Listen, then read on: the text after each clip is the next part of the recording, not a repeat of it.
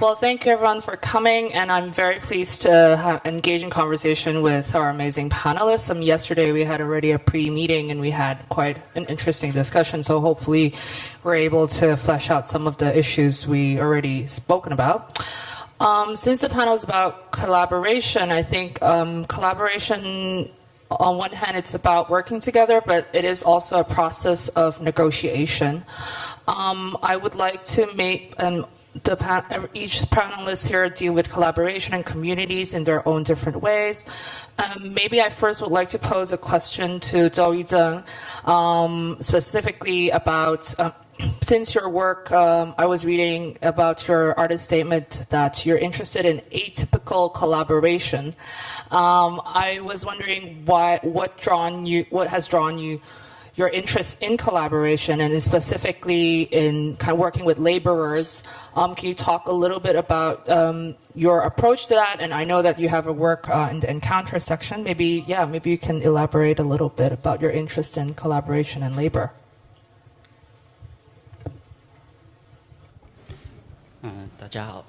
Hello, everyone. The first time I collaborated with laborers and started a response was my concern with industrial upgrade and transformation. So I wanted to do it in a different way to make people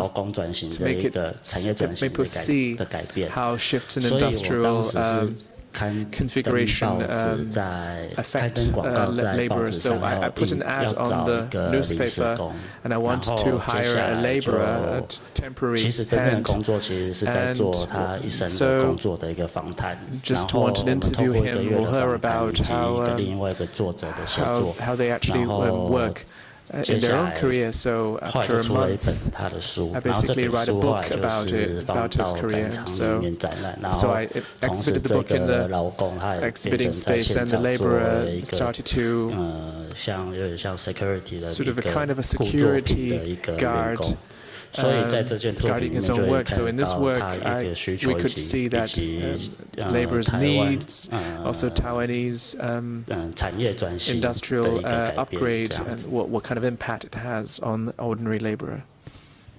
Xyza, you on the other hand work also often with communities and have a specific interest in labor and migration and migrant workers.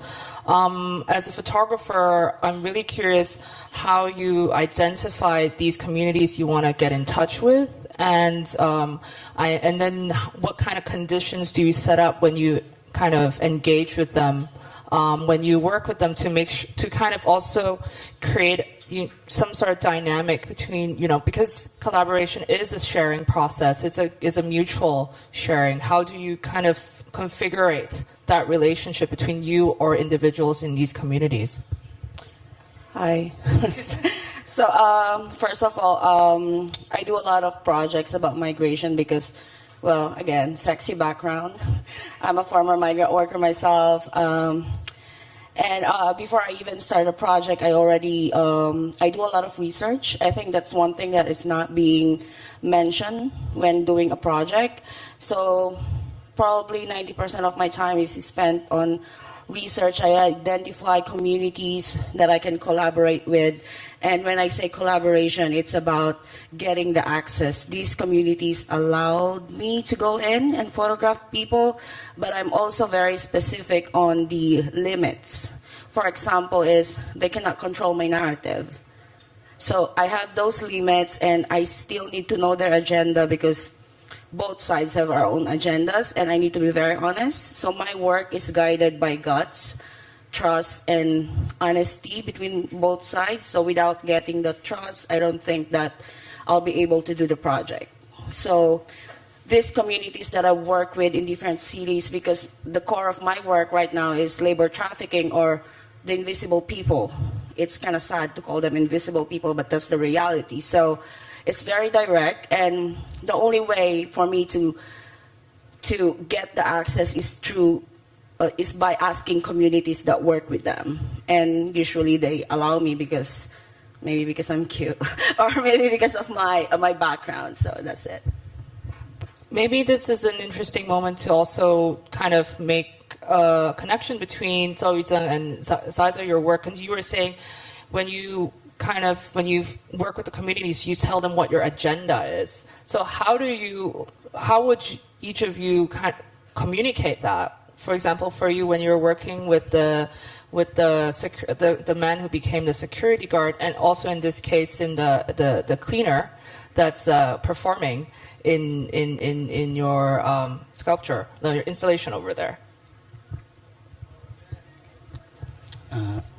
在临时工的那一件作品里面，其实 the 一 work 开始 concerning the 我 temporary 们在 labor, 沟通的时候，他一直以 when I 为我 talked to 是 him, 一 he 个 thought 诈 I 骗集团，我 was 是个 just 骗子。 I was a con 然 man. 后其实我们用了 I 也试着 he 说 thought I 服 was 他 working in 去 a 相信 group 我 of 们的 con 工 men, so 作 I would try to 但 convince 其实 him 后来是透 of 过 the nature of my work. But 就是 actually, 让请他儿子去 we Google took 我的 we 名字， asked 然后他才 his 第一 son to 步 Google 觉 my 得 name, 可 and then 以 he 相 started 信。 to believe what I 然 was 后其实 telling 后 him 来的 all 工作 along. 就是 So 慢慢建立 afterwards, 起 we 一 tried 个 to 信任感， establish 所 a 以他 trust 因为这样慢慢建立 because 信任感之后，他才有办法讲出 after 更真实 slowly 他过去 establishing the 背后的 basis 故 of 事。 trust, and then he would 然 start 后我 opening 们 up 在 and 面 telling 谈 you stories 访谈 behind 一 all 个月 his 的 current 期 life. 间， And 其 so 实后来 during 已 this 经有点像 month 是 of 变 interview, 成蛮 so we 有点像 became 朋友 quite 的关 close 系， friends.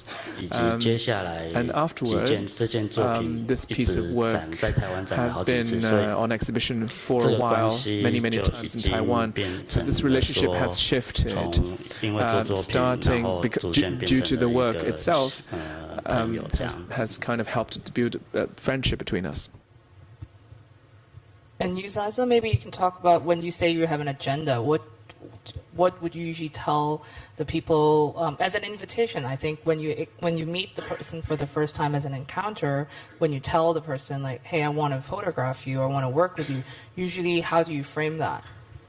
Well, I frame it by being honest. I might sound very unkind, but when I talk to people, I need to be very specific of my intention that I cannot save them because I'm not their savior. I'm dealing with very sensitive issues, right? So I need to be very specific that all I can do is bring a spotlight to their stories, and hopefully someone with power can actually change their situation. I can't be someone who's saying, "Oh, I'm gonna be your savior." It sucks. Am I allowed to say that? For me as a person, I'm a human being, but for me it's really painful to tell them that I cannot save you. All I can do is put a spotlight on this story and hope for the best. So by being honest and straightforward from the start, at least they're not, at least I'm not there being a savior. I'm there as someone who's documenting their experience. So that's how I do it, by being very honest, I think. Then maybe I wanted to now direct a question to Susan. I think you you enter this discussion from a perhaps a different point of view because I would say you're an institution builder and a curator. How do you, because we were talking about it yesterday, you feel like the spaces that you build are platforms where people could collaborate, could build a community. How do you see your role or what is your approach when you try to create this space? Like you have two different projects you can talk about, and I'm curious to hear a little bit more how you approach collaboration and communities. Sure. I wear two hats. I think I was invited here predominantly because of the founding of the Mumbai Art Room, which is an institution that I started, a nonprofit platform for exhibiting art in Mumbai. And when you say the question was, how do I support the community and the how collaboration? do you approach collaboration in your institution building, or perhaps maybe a more direct question is, what is this community that you're building, or is there a community there first? Sure. Yeah. In India, I was surprised by how few nonprofits there were and how market-based the city was, the whole art community was, and I felt very strongly that an institution that was not predicated towards making objects that were going to be purchased was something that the art community needed. So coming to the field as a curator and an art historian, I'm interested in supporting the artists, but then also expanding the ways that artists relate to their audiences. And so we founded the Mumbai Art Room in a 2-car garage that was on the ground level, where people were walking by all the time that did not necessarily go to any of the art galleries at all. So I was very eager to have the local community start to see contemporary art as something that could be a part of their daily life. And indeed, that did start to happen. And now it is a laboratory for emerging curators. The other hat that I wear is now I am director of ISCP, which is a residency program in New York. There's a picture of it in the former printing factory, and we have 35 workspaces. And there, again, I'm supporting artists more than anything. We do get public funding, so I do need to, I would say my first allegiance is to all of the people that are there in residence, and they're artists that come from all over the world, and curators, and then to the public as well. Does that answer the question? Yeah, in a way, I think, yeah. It does. Well, we can, flesh out other things later. And Michael, well, as someone who also wears many hats, as an, urban farmer, designer, community organizer, or sometimes you call yourself an activist, and now you, not really an activist? No, okay. Until recently, you started calling yourself an artist. I know that you have a very specific approach when you work with different communities, be it in your neighborhood or farmers in the new territories or other people. Can you talk a little bit about the different communities you work with and what your roles are in there, and how do you kind of see your position sometimes as an outsider, like going into these communities and gaining their trust and to work with you? Yeah, so just to elaborate on the outsider, I've only been in Hong Kong for 8 years, and I can't read or write Chinese. So I spend a lot of time talking to people, like face to face. And there were some slides like relating to some of the communities that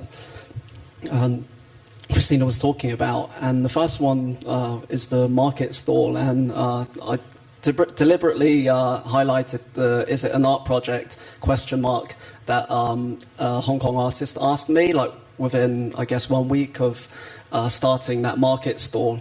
And this is something we discuss, and I think we have a collective understanding that it's not an art project, but one which is about repairing like the social bond between people and neighbors and the community.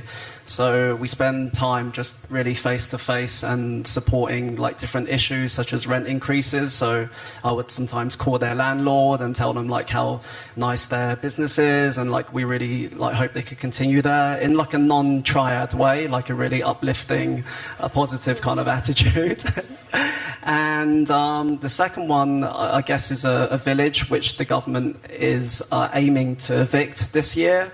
And I think in terms of like why I go there, I think it's like these communities are all kind of linked originally to like my, I guess, urban farming kind of brief roots. And I'd meet like different villagers, and then suddenly like some issues arise, and I feel kind of I feel like I could have some sort of role there. And the role definitely isn't an artist. It's more as just someone who could like give ideas and like perhaps suggest tactics that I've seen abroad, because I see what's happening in like North Dakota or like in forests in Germany and stuff. So I'm able to just kind of share these examples. And the third community that I work with is a fabric market, which the government's trying to relocate for the past 2 years.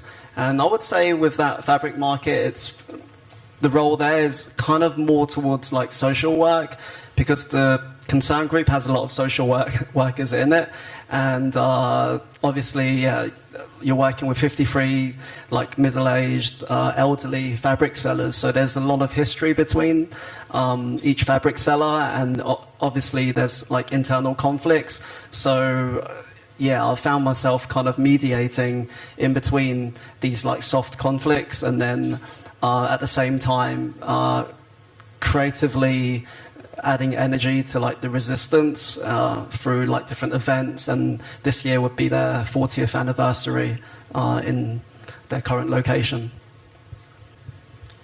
I want to go back to Susan a little bit. I wanted to ask you about, because I think building an institution and building a space of encounters has to do with also managing networks and also about sustainability of relationships. And because there's so many people who come through the space, for example, at ISCP and Mumbai Art Room, there's so many relationships that have been made.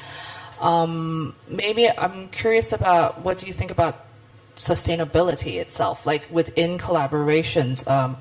Do you have a specific approach towards it, or is that something built into your thinking when you build an institution, to also think of what happens afterwards?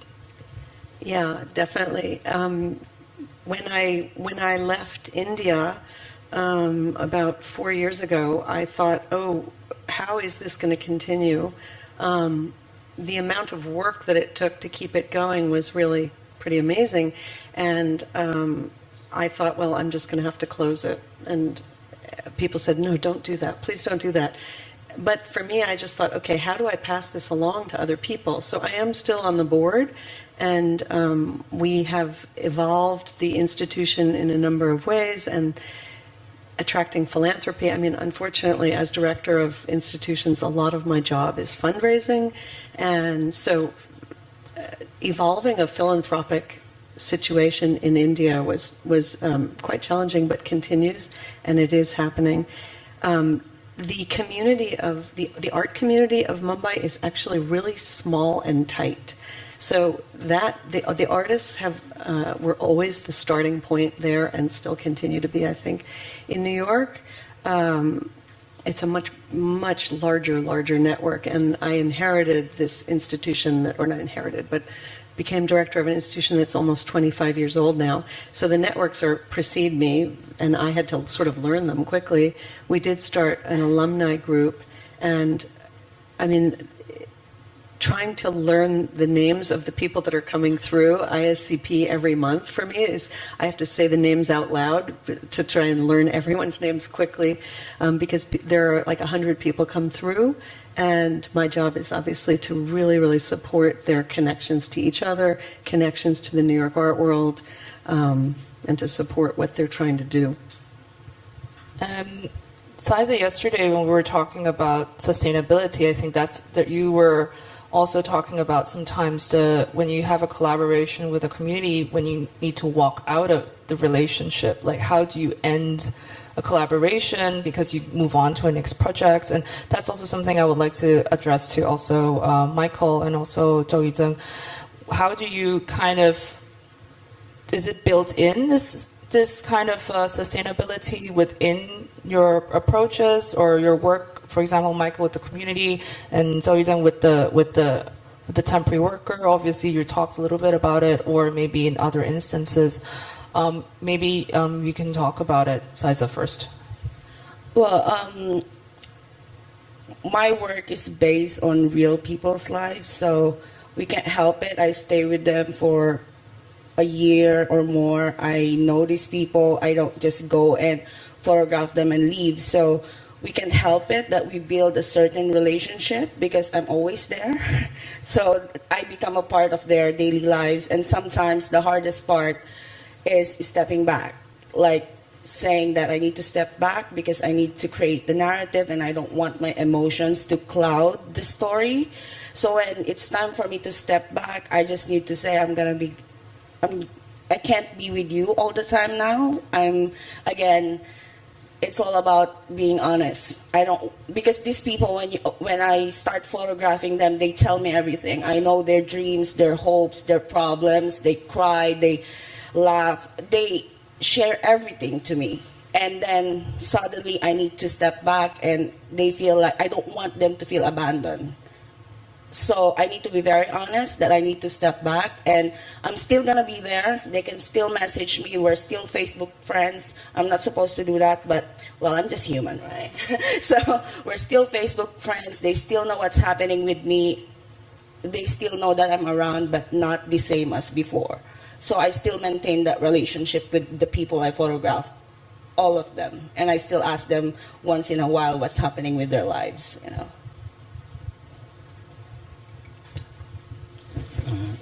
在我的计划里面，其实一开始我还不是很确定整个计划会如何去发展。At the beginning, I wasn't quite sure how to develop.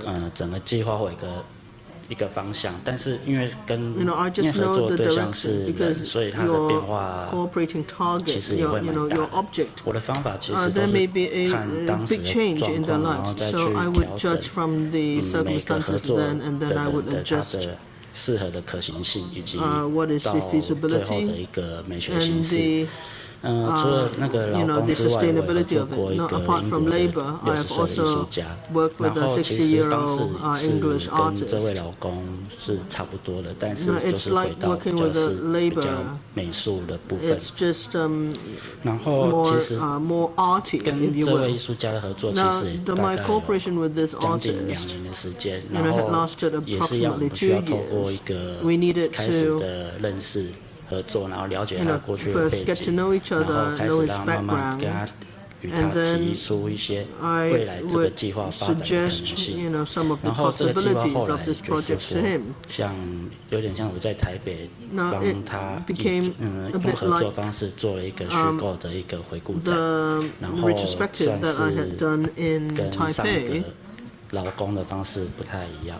The 后像 way 这次 that I 在 approached it 银 was a 行 little 上面 bit 的作 different 品， than 其 the 实 plan, you know, the project 原 with 本 the 的作品 workers. 是要用 Originally, 就是清洁服务，观众自己去预约， I would 比方明天的要3点清洁，然后自己去预约来进行所有的表 this is 演。 by 然 appointment, 后 and the 可是 performance 这 is 次 by 我们 appointment. 采用的是 However, 就 this 是约聘 time 的方式，就是整个 I 期间由他 chose 来清洁。 another method. 但是 You 技术 know, 上 I 其实会有 which 心 is 理上层 open 面的 throughout 一个 the 问题， period. 他们可能会 However, there's this 他们会 psychological issue. 现场可能会跟他们理解的稍微 on 不一样 site.，所以我 It 们 may 其 be a 实 little 都 different 会 from 蛮 what 需 we 要去观察，去 understood 跟 it 他 to be. 让 We 他 need to 了解 observe 整个 them. 状况会 We 怎么 need 发生 to。所以在 understand 这 what is 次沟通的时候， happening. 我们 So 先跟 in 他 the 说，现场 communication, 会有很多人拍照， we would first have to, 所以 you know, get 就 them 是会 prepared. 跟，这也是为什么 that there would be a 那 lot 个 of people 平 taking 台会比较 photographs. 大的原因，就是 You know, 说 this 希 is 望 why 那 the 个 platform needs to be 担心那 bigger. 个劳工他们 Because 会 we were 在 concerned 意 that 那 the 个 workers 被拍 would 照的一个情 mind 形这 being 样子。 photographed. Michael? Yeah, like, I mean, luckily or fortunately, these local struggles are like still continuing. They're still in their current locations. They're still living there, and I precariously work, just teach 3 hours a week, so I have a lot of spare time. So I visit these places a lot frequently, and I work with them on like little side projects, such as like these trousers are made by Sewing Mama from the fabric market, and I wore this to the fabric market 2 days ago, and I spoke to them about enlarging this pocket. So there's kind of ways of like touching base, not just like going there and talking about the daily struggle, but small gestures and interactions. And like one villager called Mrs. Tong, she's teaching me how to read and write Chinese, so and making like enzyme. So there's this like continuous like exchange, like mutual aid kind of relationship, and yeah, I could see it like continuing for like, yeah, like into the future. Yeah. Great. I think when we talk about collaboration in most of the time in the art world, it's always kind of assuming that we're all in a position of doing good. right? We like highlight certain communities. You know, we believe that in the space of contemporary art, we could, you know, parse out certain issues. I'm really curious about how each of you think about this danger sometimes of thinking that we're trying to do good, which I think we all have good intentions, about our responsibility when you enter into these kind of modes of collaboration or engaging with communities. How do we avoid also fetishizing that collaboration within the contemporary art space? It's kind of a interesting polemic, I think. I'm curious how you all deal with that when you consider the presentation of it, because the collaboration that you do is really the process, and there is an outcome that has to exist in whatever, an exhibition space, in a fair, all of our different modes. And I'm curious how you think about it when you think of the politics of display and where you place them.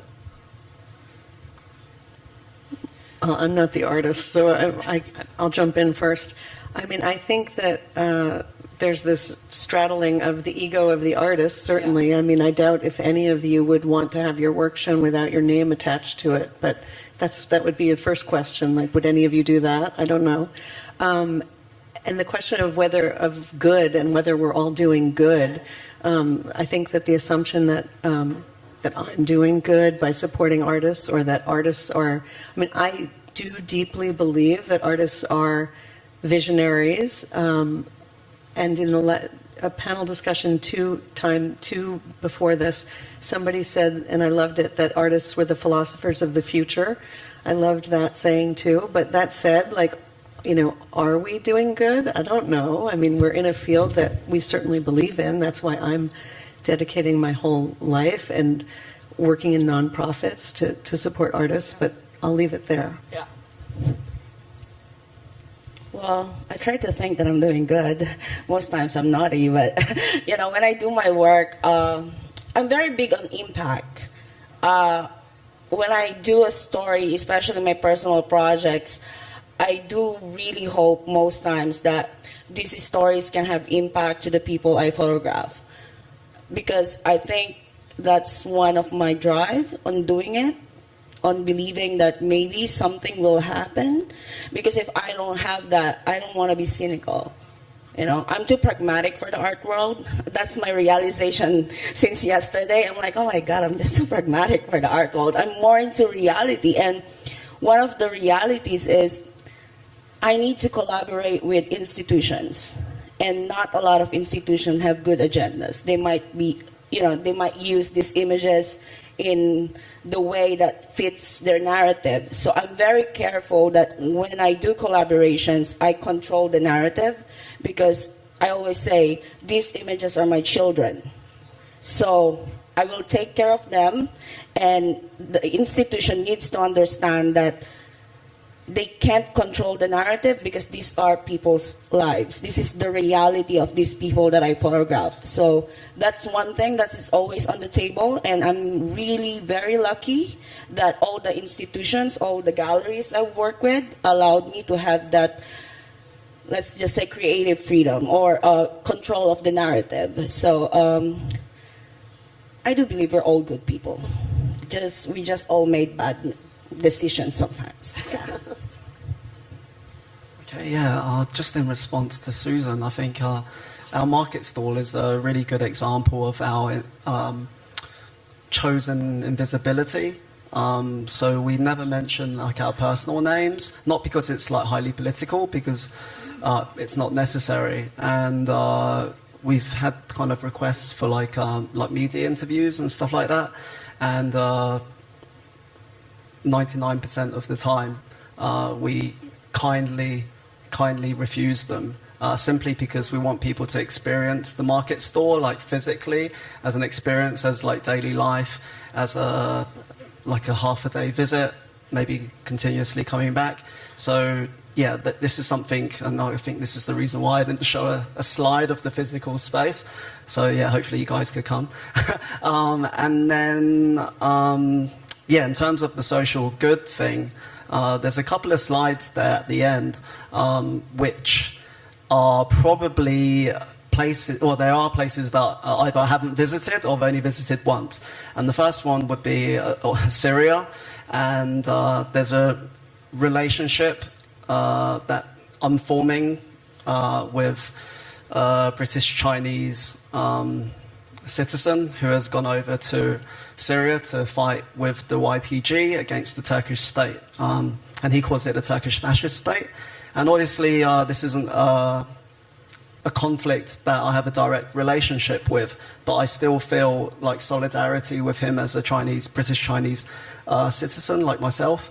Yeah, these two slides. And like through this process of like, I guess, research and like watching his interviews, yeah, I'm starting to feel like trying to experience what life would be like with him in Syria, and most recently when him and his comrades left Afrin. So in terms of social good, I'm really just following what's on the internet and on different various Twitter links. And yeah, I don't know if I'm like being sucked in by propaganda or if it's the reality of what's really happening there. So yeah, that social good thing is something, yeah, I'm definitely like aware of. And then the last slide relates to art washing and gentrification in Boyle Heights in LA. And this is a place I've only visited once, but yeah, once again, I feel like a sense of solidarity and extending their resistance to a place like Art Basel.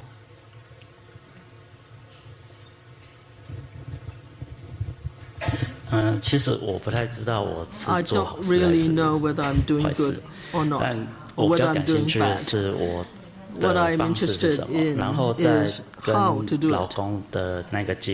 And when working with the workers, what they get in the end, maybe it's a book about his life. And because of this plan, this project, they may become quite famous, in the artistic world of Taiwan. Subsequently, in the exhibition,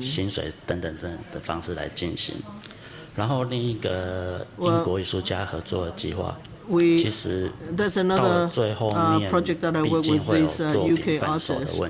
Now, in the end, there would definitely be a piece of artwork. Now, my way is that if institution buys a piece of my work, they must also at the same time buy a piece of the original British artist's work. So I don't know whether my plan is reasonable or not, but I try my best. I think one thing that is really important sometimes when you think about initiating collaborations is that you are in a position of power and privilege. I mean, because you choose, you have the resources that you can or maybe you don't, but at least it sometimes doesn't always starts as a mutual relationship. You need to seek out somebody. You need to invite somebody. How do you see the responsibility sometimes when you kind of initiate these kind of collaborations or build up these communities? What do you see personally as your own responsibility when you, like, throughout in the beginning towards the end, like, since it's a sustainable relationship from start to beginning?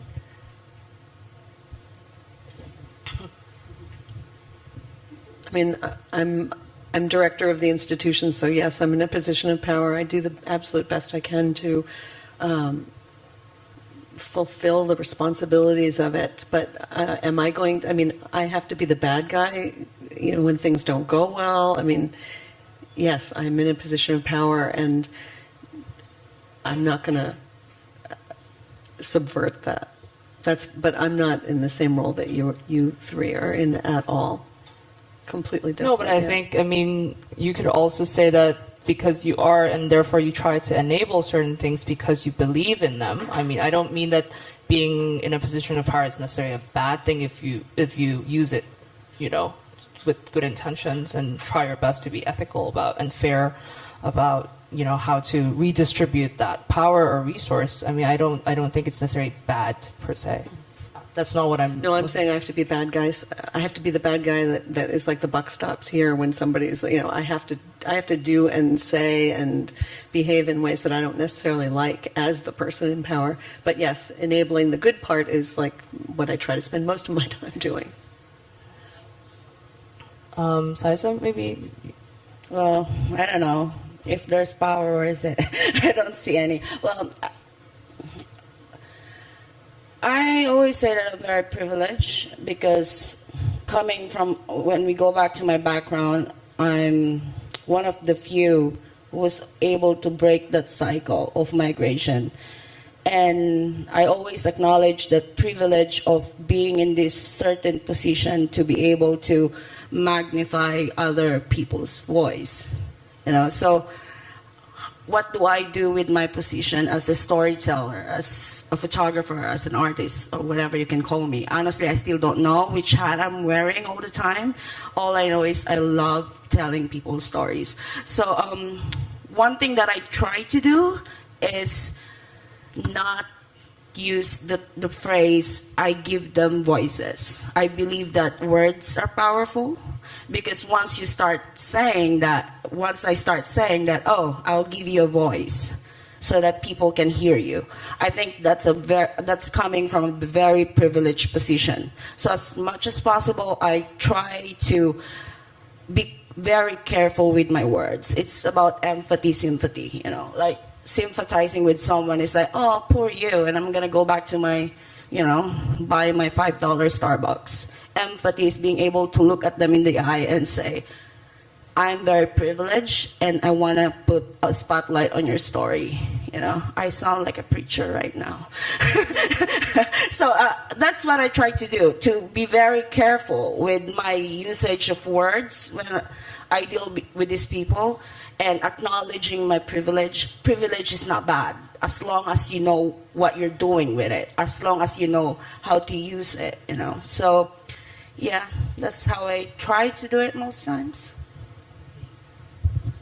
Yeah, and in terms of power, I guess in all the communities that I work with, we work in like a very horizontal way, and like everyone spends time listening to each other and respecting each other, and if there's any kind of misbehaving, like in terms of like power play, then we're kind of quick to kindly rectify that. In terms of privilege, like I actually feel really lucky that I teach part-time and can survive from that. And it gives me the time, the flexibility to visit these communities. Otherwise, I'll just be, I'm pretty sure like full-time wage labour, like citizens will, I understand why people cannot join these movements because of survival. So recognising that, that privilege, I think, kind of informs what I do tomorrow or the day after.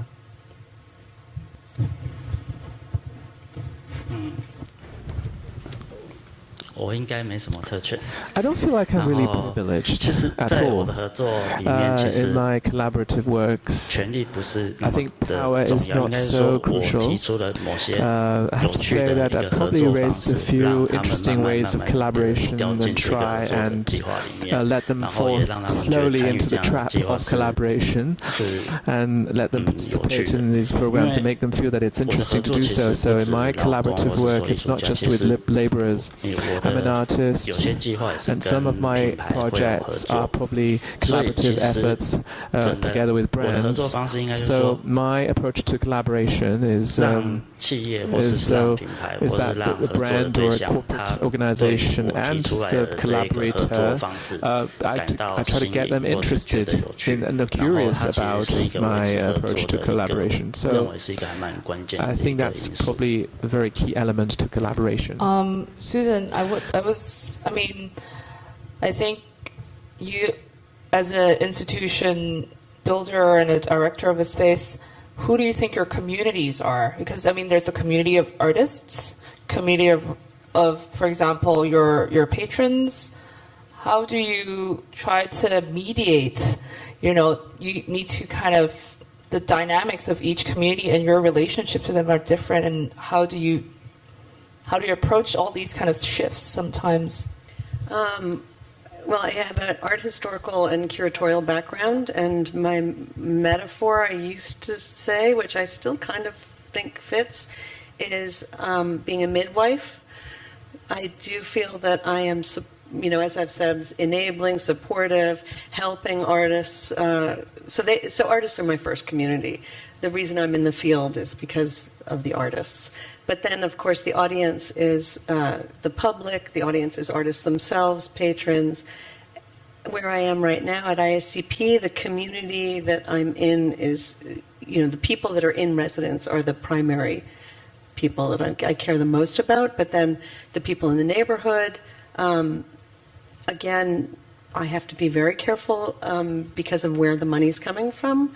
I have to try to reach the people that the money is supposed to be coming from, like the city and the state and the country, the horrible national government right now. We do get money from the NEA, which almost was eradicated, as you probably all know, but it's still there and increased the amount, actually, that they're spending. So anyway, but it's an interesting question because ISCP is located in a lower income Latino neighborhood, and I have tried very, very hard to do outreach within the neighborhood, but a lot of the people in the neighborhood do not care that we've got contemporary artists from all over the world there. They're working, you know, really, really long, hard hours, and coming into this, you know, international contemporary art situation is not necessarily what they want to do when we do our open studios. So we're continuously doing outreach, going to people's homes, doing things in parks, but so that community, which I really would like to reach, it's not easy, and we are trying, but we're making very sort of modest inroads. Well, I guess that kind of echoes to what Michael was saying. Well, this idea of having time, you know, being able to engage. You just put it so brilliantly. Like, people just have to survive. They don't have the time to engage or to go look at things or participate in these very interesting activities. Maybe I have one last question before we open up to the floor. I think yesterday we had some keywords that kind of emerged a couple of times. The idea of visibility, the word trust, generosity. I wonder how these words or concepts kind of factor within the way you conduct your practice or do things. It still kind of loops back into this whole idea of, you know, empowering, you know, like giving voice. I mean, there's kind of that kind of exchange going on, but I'm just wondering if you guys have anything more to add in response to these keywords that we brought up yesterday. Yeah, I can. So yeah, in terms of invisibility, it actually continued afterwards in the Tycoon talk with Xyza, and we were talking about the invisible work that happens within homes, like mothers and, you know, their labour, their invisible labour, but very important labour. And just this morning I started to, like, we talk about like home evictions, villagers, you know, being forced out of their neighbourhoods, Latino communities, being like priced out. And this is like an additional layer that I think is worth definitely mentioning. Like, not only are people's homes being evicted, but the labour that happens inside is being displaced, perhaps to an even smaller home, smaller kitchen, and this would definitely like erode the communities that are attached to the food that's cooked inside those kitchens, for example. Yeah. Oh, well, so we're back to visibility. So we were having these discussions yesterday about visibility. So as a photographer, as much as possible, I try to be invisible. I mean, I do street works. I photograph random people on the street for my narcissistic side. That's the one that I really love to do for myself. So, but when I do documentary works or projects, as much as possible, I try to blend in. I try to be invisible, which is impossible to do. I'm still there, but when it comes to reaching out, if we're gonna go back to how does our work reach out to people, the community, as much as possible, I try to make my projects relatable. I want people to relate to it so that they can care. I don't speak art speak, those fancy words. I don't understand those. So as much as possible with my work, I try to create it in a way that is more understandable with the language of the masses or the language of this person who have the power to change the system.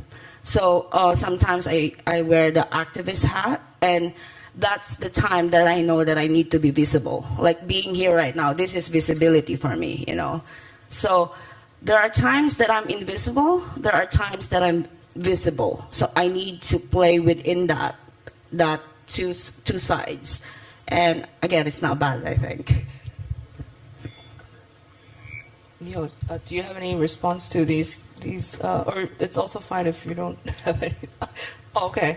Well, I think we have some time for some questions, if there are some questions from the floor.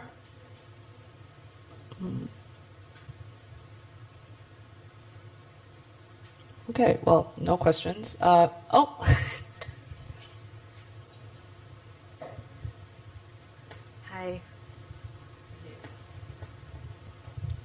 I would like to know what are your major ethical decisions when you create work with the community? Can you hear me? Thank you. I mean, for me, altruism, that's about the best I can come up with. Respect for all human beings. I mean, I don't know what altruism means, but I need to look it up later. Respecting each other. Yeah, so I think for me, the ethical boundaries or the thing that guides me when I work with communities is I try to put myself in their position. If I don't like it, probably they wouldn't like it either. Because photographs are really powerful. It can destroy a person or it can uplift a person. So as much as possible, that's it. The golden rules: do not do unto others what you don't want others to do unto you. That's my ethical guide because it's simple but very hard to do. Yeah, I think especially with the fabric sellers and the villagers, it's important that whatever they're doing and whatever future they're planning, it's led by them. So often you would probably just see me standing at the back or standing with the press with my camera. So just making sure that the decisions are made by them and not by the concern group or made by like so-and-so activist or whoever. So yeah, this is something that's really important, that it's like villager-led. So, in this work that I collaborated with the laborer, so they are actually my seniors, and so in our culture we try to respect your seniors. So this whole process, there's a lot of respect in there. It's of course dealing with labor, but we have different approach to it. So I just wanted to say the whole process, we will migrate towards relation will morph into a friendship. So for me, ethics, I just want to have a collaborative relationship. I want it to be peaceful, and I want it to be holistic.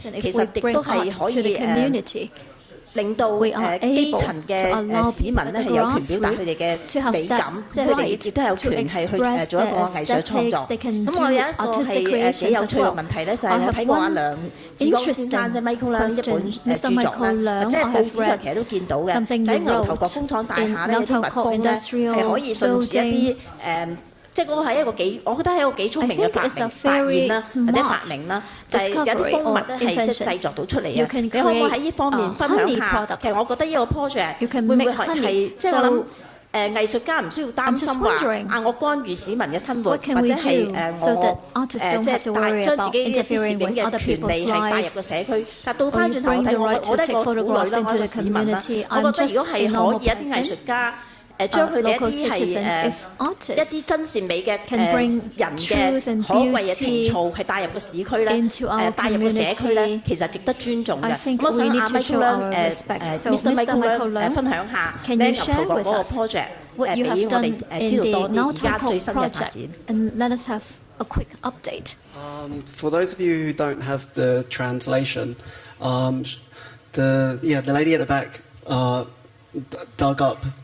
dug up my past when I used to accept like press interviews quite willingly, and more specifically, she was talking about my relationship with beekeeping, like keeping bees, and because it's an old project and I've kind of left it on the back burner because I've been busy with like teaching and other stuff, she's asking me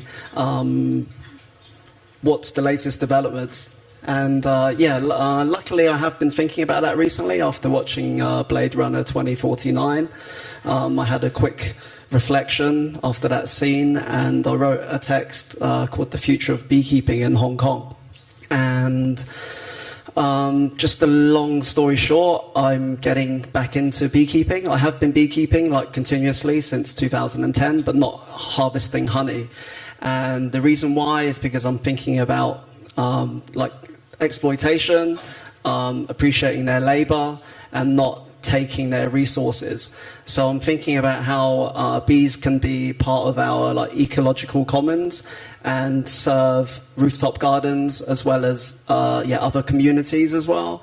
And more recently, through some I guess activist friends that I met, they introduced me to a beekeeper in Lantau Island who has 130 beehives, but the government wants to extend the road, and surprise, surprise, that means kicking them out from their home and their apiary. So this is a beekeeper that is 70 years old, and he has some amazing documentation of his beekeeping past. And I feel this urgency to go and first of all scan all of his photographs from like the 90s, his receipts where he bought like beehives from Curatorial farm in the 1990s, and then work on whatever vision he has, whether he wants to stay and resist or like just move to like another bee farm. It's more kind of this more ground floor support of the beekeeping industry that I'm focused on in relation to beekeeping.